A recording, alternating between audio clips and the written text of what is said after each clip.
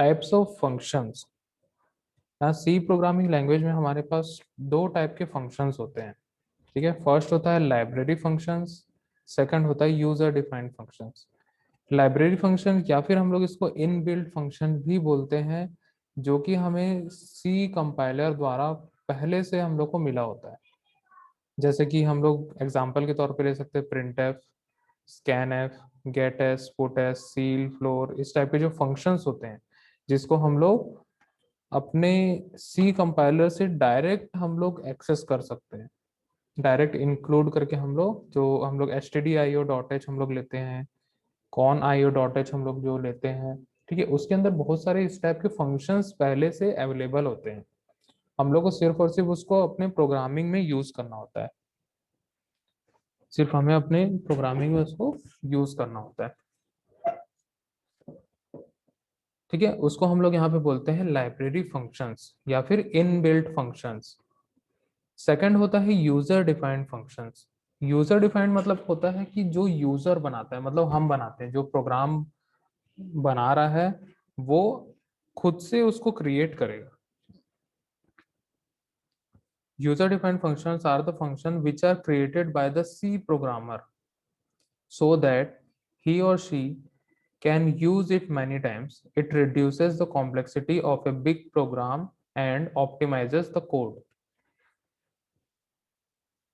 तो user defined functions क्या होंगे?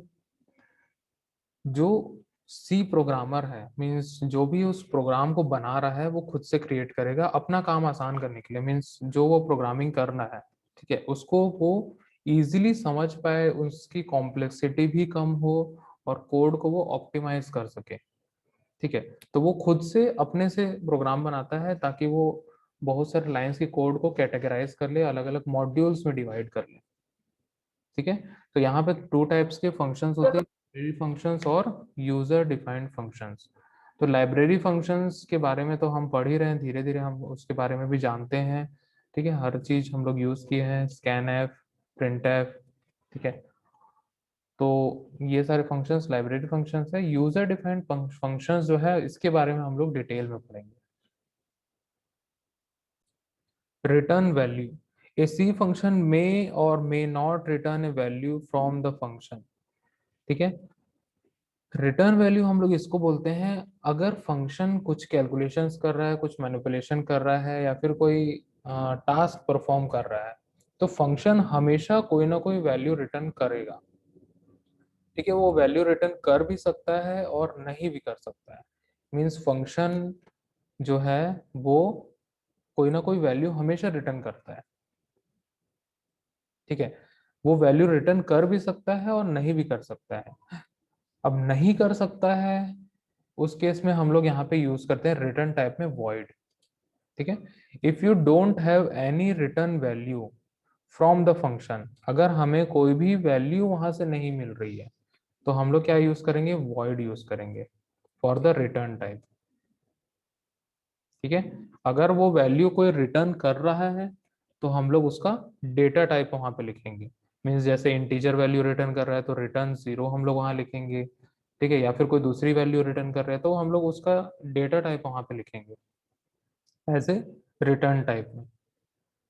ठीक है, जैसे यहाँ पे एक एग्जांपल दिया हुआ है, यहाँ पे हम लोग ने एक फंक्शन यहाँ पे बनाया वॉइड हेलो। यहाँ इस फंक्शन में हम लोग एक लाइन यहाँ प्रिंट करें, हेलो सी। ठीक है, अब यहाँ पे कोई भी रिटर्न स्टेटमेंट नहीं लिखा गया है, यहाँ पे कोई भी रिटर्न स्टेटमेंट नहीं लिखा गया है, तो इसका मतलब क्या होगा? ये फंक्शन कोई भी वैल्यू रिटर्न नहीं कर रहा है, कोई भी वैल्यू रिटर्न नहीं कर रहा है, मतलब हमें वैल्यू रिटर्न नहीं हो रहा है। अब उस केस पे अगर कोई वैल्यू नहीं दे रहा है तो हम लोग यहाँ पे क्या लिखेंगे? हम लोग यहाँ पे लिखेंगे वॉइड। वॉइड का मतलब होता है नथिंग। ठीक है, नो वैल्यू। ठीक है, अगर कोई वैल्यू रिटर्न करता, ठीक है, यहाँ पे जैसे हम लोग ने एक फंक्शन बनाया गेट, और यहाँ पे हमने लिखा रिटर्न 10। रिटर्न 10 हमने यहाँ पे लिखा, तो 10 किस टाइप की वैल्यू है? 10 जो है वो इंटीजर टाइप की वैल्यू, तो हमने यहाँ पे उस केस में रिटर्न वैल्यू में लिख दिया इंट। इससे ये पता चल रहा है कि ये फंक्शन जो है वो इंटीजर वैल्यू रिटर्न कर रहा है। अगर उसमें रिटर्न स्टेटमेंट होगा और उसके साथ में जो वैल्यू होगी उसका टाइप हम लोग को यहाँ पे लिखना पड़ेगा, मतलब डेटा टाइप हम लोग को यहाँ पे लिखना पड़ेगा।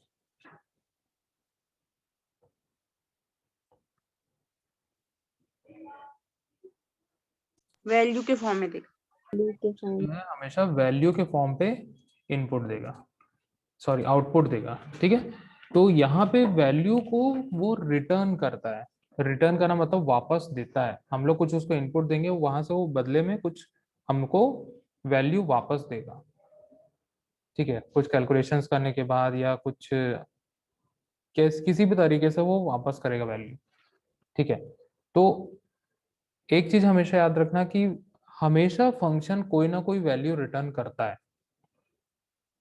फंक्शन हमेशा कोई ना कोई वैल्यू रिटर्न करेगा ही करेगा, ठीक है। अगर हम लोग बात करें कि ऐसी फंक्शन की, जैसे मैंने यहाँ पे लिखा void hello।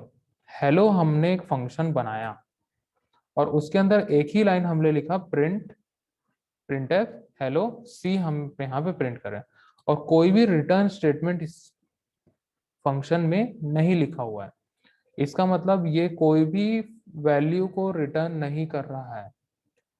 अगर वैल्यू रिटर्न नहीं कर रहा है तो हम लोग इसका डेटा टाइप यहाँ रिटर्न टाइप में क्या लिखेंगे, वॉइड लिखेंगे। रिटर्न टाइप में लिखेंगे हम लोग वॉइड। वॉइड का मतलब होता है नथिंग। वॉइड का मतलब होता है नथिंग, ठीक है। कोई वैल्यू नहीं, नो वैल्यू, ठीक है।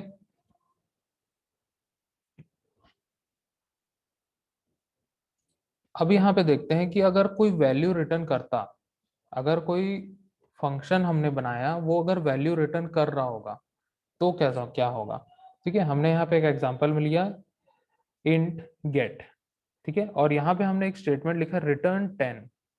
रिटर्न 10 ये हमने लिख लिया। तो रिटर्न 10 जब हमने यहाँ पे लिखा तो ये फंक्शन क्या रिटर्न कर रहा है, ये फंक्शन रिटर्न कर रहा है वैल्यू 10। वैल्यू 10 रिटर्न कर रहा है, ठीक है। तो 10 किस टाइप का है, इंटीजर टाइप का है, ठीक है। तो यहाँ पे हम लोग स्पेसिफाई करेंगे इसका रिटर्न टाइप इंटीजर। स्पेसिफाई करेंगे हम लोग रिटर्न टाइप इंटीजर, ठीक है। अगर रिटर्न स्टेटमेंट नहीं लिखते तो क्या होता है, यहाँ पे हम लोग को लिखना पड़ता वॉइड, VOID वॉइड, मतलब इस टाइप का, ठीक है। यहाँ पे कोई भी वैल्यू रिटर्न नहीं कर रहा है, यहाँ पे रिटर्न कर रहा है, रिटर्न लिखे हम लोग और यहाँ वैल्यू 10 रिटर्न कर रहा है। तो उस केस में हम लोग को यहाँ पे क्या लिखना पड़ेगा, उसका डेटा टाइप यहाँ पे हम लोग को देना पड़ेगा इंट,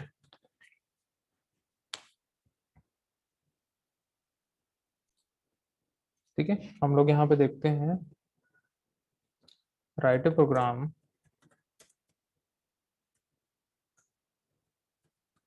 टू डेमोन्स्ट्रेट फंक्शन, ठीक है।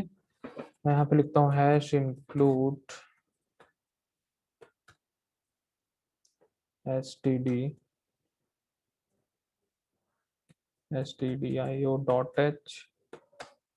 hash include conio.h void main,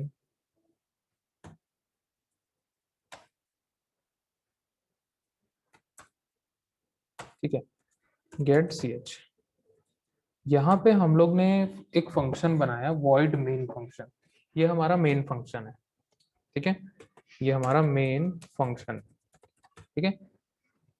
इस मेन फंक्शन में हम लोग जो भी स्टेटमेंट्स लिखते हैं सारे के सारे स्टेटमेंट्स एग्जीक्यूट होते हैं, सारे के सारे स्टेटमेंट्स एग्जीक्यूट होते हैं हमारे प्रोसेसर पे, ठीक है। अब अगर हमें कोई और स्टेटमेंट्स बनाने हैं, जैसे कि यहाँ पे मैं दो फंक्शंस यहाँ पे बनाता हूँ, मीन्स दो फंक्शन हमें बनाने हैं, तो इस void main के बाहर में लिखना पड़ेगा। void main जो फंक्शन है उसके अंदर में हम नहीं लिखेंगे, हम लोग कब कहाँ लिखेंगे, उसके बाहर में लिखेंगे। मीन्स उसी के लेवल पे ही हम लोग को फंक्शंस बनाने होते हैं, ठीक है। तो सबसे फर्स्ट स्टेप है उस फंक्शन को हम लोग डिक्लेयर करेंगे। इस फंक्शन में मैं दो फंक्शन बनाऊंगा, एक एडिशन के लिए बनाऊंगा, दूसरा मैं सब्ट्रैक्शन के लिए बनाऊंगा। ठीक है, तो मैं दो फंक्शन को डिक्लेयर करता हूं। मैं लिखूंगा वॉइड, यहाँ पे जो डिक्लेरेशन हम लोग कर रहे हैं वो ग्लोबली डिक्लेयर कर रहे हैं।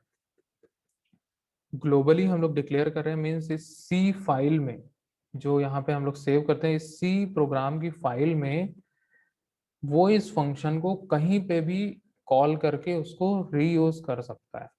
ठीक है, तो यहाँ पे हम लोग कैसे लिखेंगे, इसका डेटा टाइप लिखेंगे सबसे पहले वॉइड। मैंने कोई स्टेटमेंट रिटर्न नहीं करवाना है तो हम लोग लिख देंगे वॉइड, मैं लिखूंगा ऐड। ये हमारा फंक्शन नेम है। ये रिटर्न टाइप हमने लिखा वॉइड, देन उसके बाद फंक्शन नेम लिखा, और यहाँ पे हम लोग इस टाइप का ब्रैकेट लगाते हैं। इस ब्रैकेट के अंदर हम लोग पैरामीटर्स या फिर आर्गुमेंट हम लोग देते हैं, और यहाँ पे लगा देंगे सेमीकोलन। तो ये हमारा फंक्शन डिक्लेरेशन हो गया, फंक्शन डिक्लेरेशन हुआ। ठीक है, वैसे ही एक और फंक्शन है बनाऊंगा वॉइड सबट्रैक्ट। ठीक है, इस टाइप का मैंने एक और फंक्शन यहाँ पे बनाया। ठीक है, मींस यहाँ पे सिर्फ और सिर्फ डिक्लेरेशन हम लोग कर रहे हैं कि आगे इस प्रोग्राम में हम लोग दो फंक्शन बनाने वाले हैं, दो फंक्शन बनाने वाले हैं।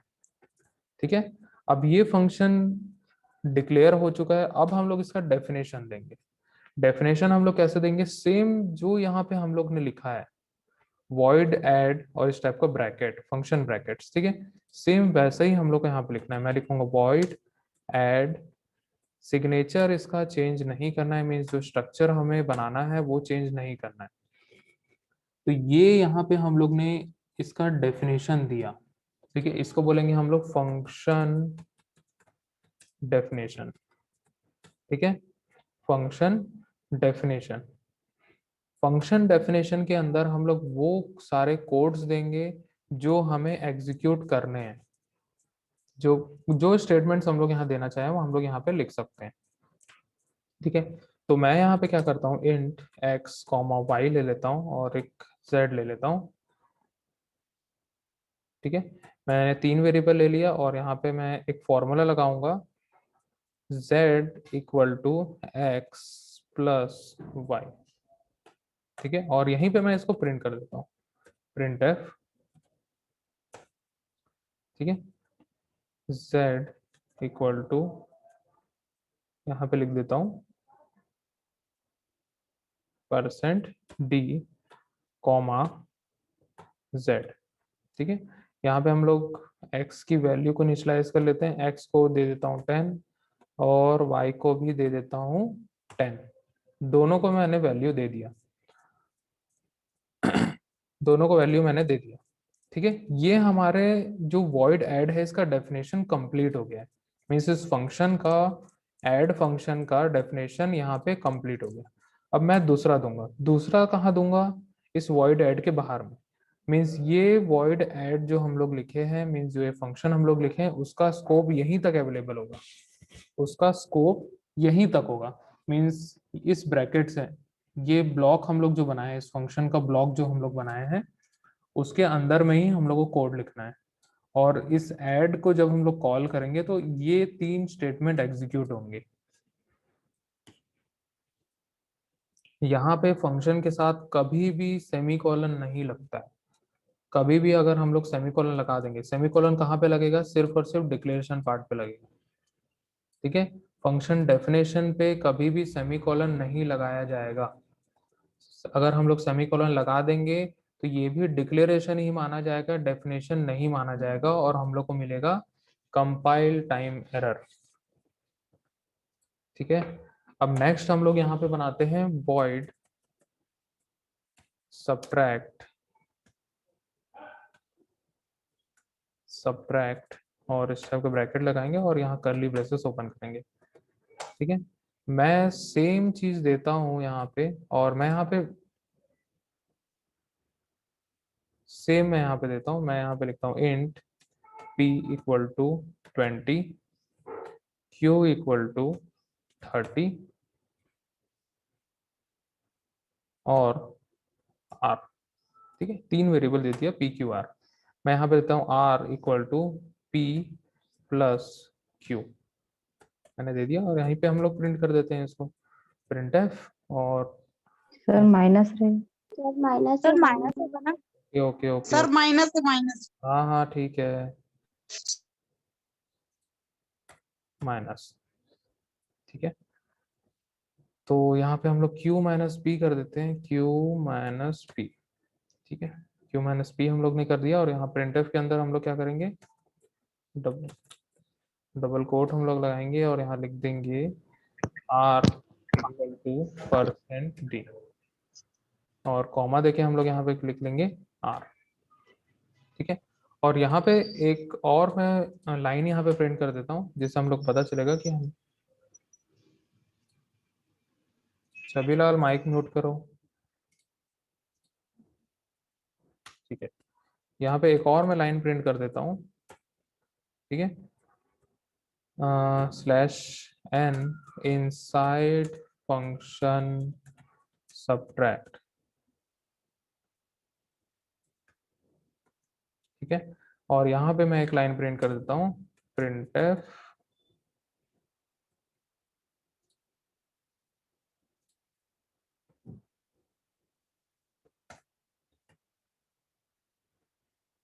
यहाँ पे मैं डबल कोट में दे देता हूँ, slash an inside function add,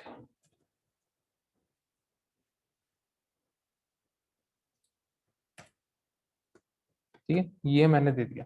अब मैं इसको सेव करता हूँ सबसे पहले, और उसके बाद हम लोग इसको कॉल करेंगे, ठीक है। मैं यहाँ पे लिखता हूँ function demo, fun demo dot C, ठीक है।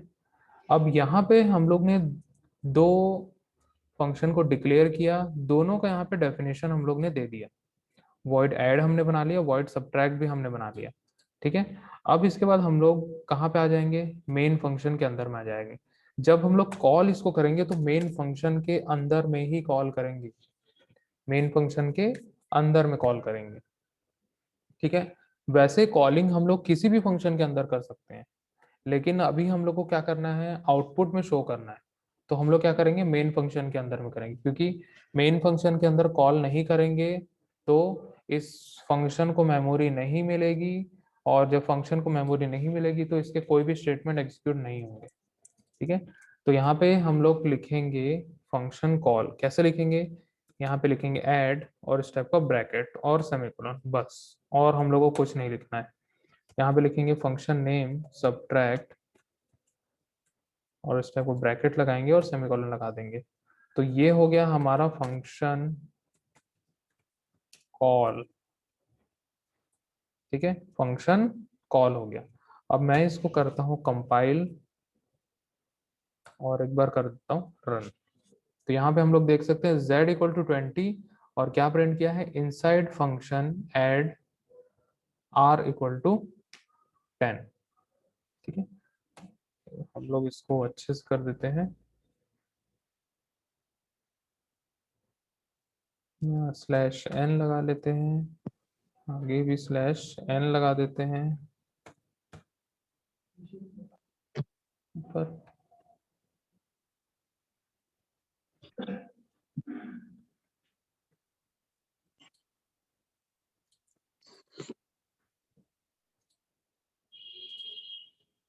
ओके। मैं इसको सेव करता हूँ, और इसको हम लोग कंपाइल कर लेते हैं और रन कर लेते हैं, ठीक है। तो यहाँ पे जो आउटपुट है हमारा, यहाँ दिख रहा है z इक्वल टू 20, ठीक है, इनसाइड फंक्शन ऐड, ठीक है। फिर उसको r equal to 10 inside function subtract, ठीक है। तो ये वाला जो z इक्वल टू 20 है, ये ऐड फंक्शन के अंदर का था, और r equal to 10 inside function subtract, ये सबट्रैक्ट फंक्शन कॉल हुआ है, ठीक है। तो आउटपुट में हम लोग को कुछ इस प्रकार का यहाँ पे देखने के लिए मिलेगा, और एक बार हम लोग यहाँ CLR लगा लेते हैं, तो हम लोग का आउटपुट जो है और अच्छे से मिलेगा, कंपाइल देन रन।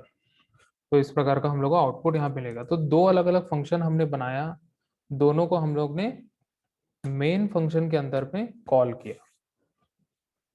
तो इस प्रकार से हमने क्या किया, अपने मेन प्रोग्राम को जो हम लोग इस मेन फंक्शन के अंदर में पूरा को पूरा लिखते थे, 8-10 लाइन, 15 लाइन, 20 लाइन, 25 लाइन, ठीक है। अब हमने क्या किया, उसको मॉड्यूल्स मॉड्यूल्स में तोड़ दिया, ठीक है, मॉड्यूल्स में तोड़ दिया। अब हम लोग चाहे तो कहीं पे भी इसको कॉल कर सकते हैं, कितने बार भी हम लोग इस void add, जो ऐड फंक्शन बनाया, सबट्रैक्ट फंक्शन हमने बनाया, जितने बार मन चाहे इसको कॉल हम लोग कर सकते हैं, ठीक है। मैं यहाँ पे 2-3 बार ऐड कॉल कर देता हूँ।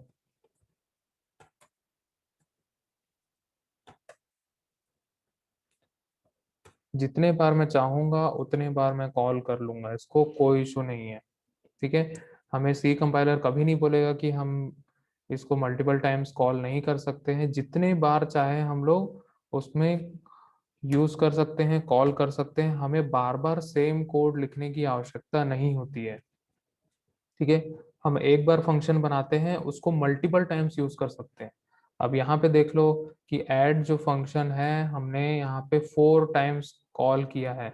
हमने 4 टाइम्स इसको नहीं लिखा है, हमने कितने बार लिखा है, हमने इसको एक बार ही यहाँ पे डिफाइन किया है, और हमने इसको 4 बार यूज कर लिया।